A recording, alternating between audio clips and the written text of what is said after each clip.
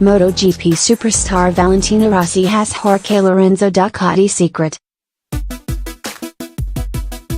The 30-year-old has flopped since joining from Yamaha in 2016.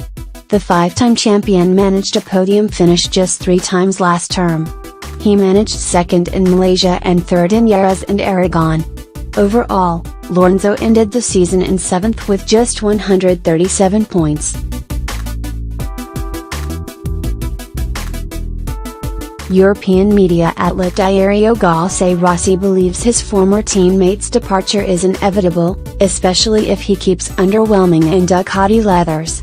But it's suggested Lorenzo's poor performances aren't the only factor clouding his future. Rossi reckons Ducati could be sold and that will affect any decision about Lorenzo. Ducati are currently owned by Volkswagen Group.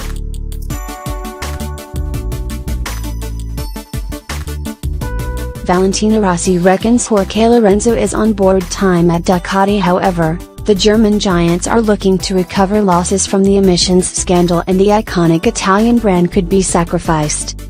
Despite struggling during the last campaign, Lorenzo tended to start races well. The experienced ace says he's now lost that edge though.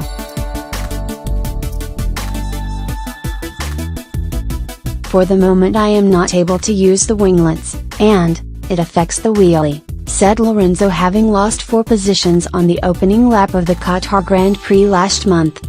I believe this year's chassis or this year's bike makes more wheelie on the straight and this doesn't help us for the start.